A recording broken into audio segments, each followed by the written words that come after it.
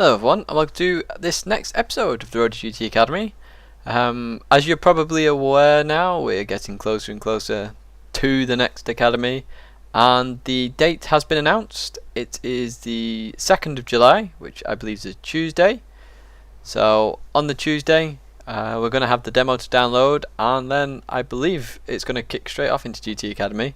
Obviously it's a short space of time between obviously the July going into the August where the national finals are going to be held. I'm not sure whether we're going to go into August with the time trial and then at the latter end of August, and then obviously it's going to go into September, which I believe is when all the competition finals are going to happen. So leading up to that, and as this whole series has been like, you know, looking at different areas of driving and things like that, I thought I'd look at some of the things which are going to be most affected by the new demo and the new physics and stuff. And I've sort of glazed over this in the past with weight distribution, and I thought I'd look at that because obviously we've got the new suspension model, tyre model, physics, basically everything in those is going to affect the weight distribution of the car and the roll. And I've heard people say about how you can feel more of the car and things like that, and you can feel it in GT5. You know, there's some aspects of the driving like trail braking which do have weight distribution effects, because the trail braking is essentially that. If you're trying to rotate the car, it's the front end's getting loaded with the weight. Imagine braking, front end's getting all the weights, back end's going light, makes the back end really loose because all the weight's over the front end, and obviously that creates the slide. So what I've done is I've put some of the footage together, sort of showing the weight distribution, and I'll talk about it individually. So we've got this race, which was a recent race between me and Ghost, which is in the rivalry series I'm doing, where me and Ghost are constantly practicing. So we'll be even more so coming up to GT Academy. But we're at Trail Mountain, and Trail Mountain does show off a lot of weight distribution. There's quite a few corners where you're going up and then down and up and then down. Now this first part of the corner, you're obviously lining yourself up for this. The corner coming up where it's got a crest on the turn. Now you can take this in various ways, but I always aim to try and cut the corner as much as I can, or as I'm allowed to. But doing that can unstable the car, because obviously you then have to prepare for the left. So if you watch this slowly as we go through it, you can see Ghost goes more to the left, I'm going more to the right, and I'm sort of aiming myself to get straight over the corner. We've got a bit like there, sorry about that. So I then jump over the corner, and as you can see that the weight of the car for me went left. Now because I went over that and had a slight turn, all the weight of the car was obviously lifted off the car, and as I went to land, and obviously I was on a slight angle at that point, all the weight shifting to the left, which means that the right hand side's sort of light and the car's sort of going to start oversteering, because obviously all the weight's on one side and it's not on another side. So now I'm fighting to control it. I've hit the dirt as well, which adds to the effect. So I'm sort of trying to control it. Ghost has had a more stable run there, had a straighter run, and the weight was more stable for him, and then he gains all that time. So you know, the weight distribution there, just because of the jump, affected my driving there, caused me to lose time versus Ghost. And you know, you don't really think about the weight distribution at the time, but obviously it does have an effect. So we're going to watch that in real time now, so you can see that really quickly. So we're going to come through the left, we're going to prepare for the right. Ghost stays more left, gets a bit straighter over. Weight distribution is much. He does lose back end slightly because of it. I lose it a bit more. I hit the dirt, which adds to the effect, causes me to oversteer. So that's the first aspect of weight distribution. Now, I mentioned that on the crest of the hill. Now, imagine going down a hill and there's lots of different bumps. And obviously with the new suspension model, you're going to get lots of bumps, and you're going to feel it more. You should feel it more. It'll be more realistic than ever before. So this corner on Trail Mountain has lots of bumps on the inside, and you want to use as much of the corner as possible. So we'll just watch this in slow-mo, and you watch Ghost's car first. So if you watch Ghost's car carefully, we both brake. We're going to take a very similar line, and as we go into the corner, you can start seeing the bumps, and you can start seeing the movement of the car. Today we've got a few bumps there. We've got a really big dip, and look, Ghost's left tyre came up. It pushed all the weight to the right. Now because all the weight went to the right, the momentum of the car forces it right, and he got a bit of oversteer.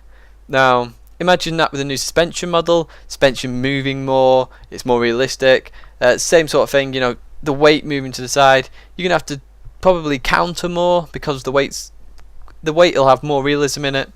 That'll obviously have an effect.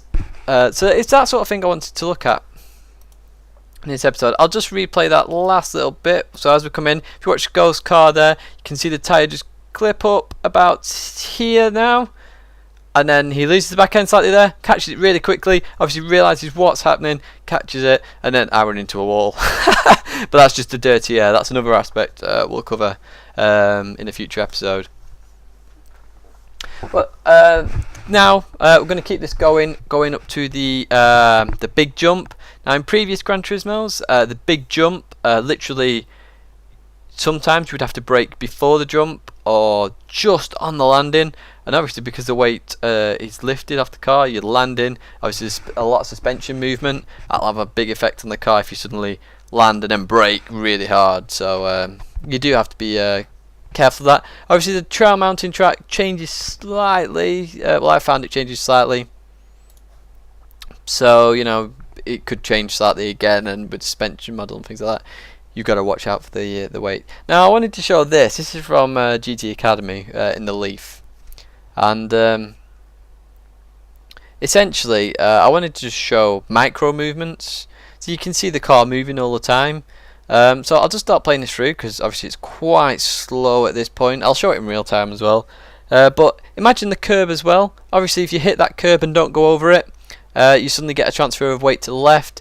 If you were in a much faster car, maybe a rear wheel drive car, that would create an oversteer, and then you have to counter that, and that sort of thing can lose your time. So with the new suspension model, if you do use a lot of curbs, if you are trusting yourself in the curbs, you have to be aware of that. So as you can see here now, we're using the corner curb as an anchor point. If it came off that, the weight would move, would obviously create issues. Not as much so in the Leaf, but in another car it would. And I'm just bouncing off the curb. That is transferring the weight. It's going left to right, left to right, left to right, which creates an instability if it kept getting worse and worse and worse. Fortunately, it doesn't get worse, and you do have to be careful of that. But you are we're aiming for that on this with the anchor point. So you can see it here. You can just see just movements, and obviously the weight moving side to side. So I'm finally with the weight distribution. Awesome Ring is also, the custom tracks with Gran Turismo generally do show a lot of weight distribution. I guess it's something they wanted to show if they couldn't physically put it in, but now with the new suspension model they can. But Autumn Ring, this section coming up, Autumn Ring Reverse it is, it's the perfect example of weight distribution, because this section is all about that. It's, you know, if you hit a curb wrong, you're going to force the car wide, it'll start understeering and things like that. So I'm just going to talk you through it. Now I've talked through this in the lap versus lap comparison with Eclipse, and I'll show Eclipse as well after my clip. But I just wanted to explain it in more detail, because I did glance over that in that video about weight distribution.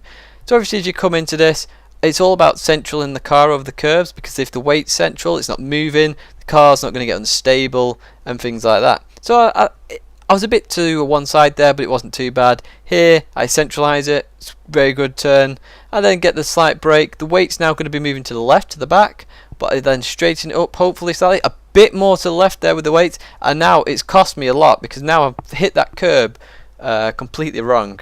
The whole car lifted up, and what that does on the landing is, because the whole front end is lifted up, I can't turn the car, I can't get the right line for the next corner. So at this point I'm then trying to get onto the line I want. I'm using only 3/4 throttle, I'm trying to get to where I want to be, I'm already at the corner, I'm now just going to have to adjust. So because obviously the momentum went left, as you'll see again here, if you just watch it closely, the first part's fine, but as I go to the second part, the weight starts to move to the left. It then forces me left, which then means I've got no chance of making that corner, the last part of that corner left, to then make myself in a really good position for this right, and that cost me time. So obviously weight distribution there, because I was being aggressive, the car's weight slightly went to the left, which forced me out slightly, and then forced me a lot into the right, then going into the left, forced me to have a really aggressive jump, which then obviously really unsettles the car. So you know, it's quite bad. So we're going to look at Eclipse now. This is Eclipse's lap, and just watch the last part, because we do this first part quite equally. And if you look at the last part, He gets his far more centralised, can do that, and it's far more centralised. He can go full throttle and get around the that section of the track. And you can see the speed here difference. So I'm ahead slightly in speed. It's 77 versus 75. So I'm obviously there I am showing my aggression with the car. And then we're at a similar point really on the track as well. You can see that, you know, we're coming into the corner. So as I accelerate through, I'm forced more to the left. Now look where Eclipse is. He was more central there. And because his car is more central going over the curb and the mine's jumping in the air, I'm now struggling. And you can see the aggressiveness there. I'm 79 versus 76. As we come out, I'm then going to have to adjust that. 3/4 throttle all the time. Eclipse is still accelerating. So there he hit 83, I hit 81. Now I had the 2 mile an hour difference. Or I was 2 mile an hour ahead initially, but after that I wasn't. And you should always remember the exit is more important than the entrance. So obviously there I was being a bit too aggressive. And because of that weight transfer, going over the jump, not being able to put my car where I want to, it cost me time. So that just shows you, you know, the different ways that you know, weight distribution does have an effect in Gran Turismo, but how it will have more of an effect in Gran Turismo 6, and the sort of thing you should think about when doing time trials, because obviously you've got your braking, accelerating, and all the usual stuff.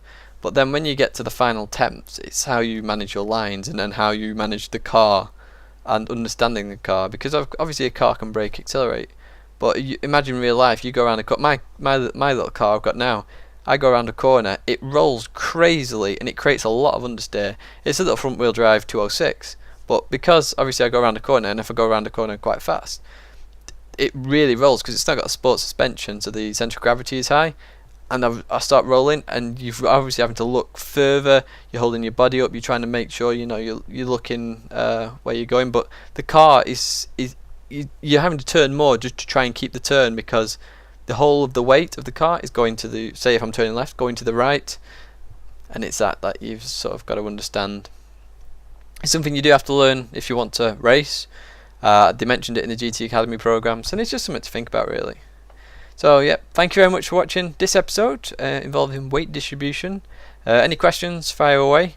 If you do want a specific episode before GT Academy starts, feel free. Obviously I'm going to do the license tests as well. They'll start piling in before GT Academy. So you can see more techniques in that as well. So yes, thank you very much for watching, and I'll see you guys in the next episode. Thank you very much.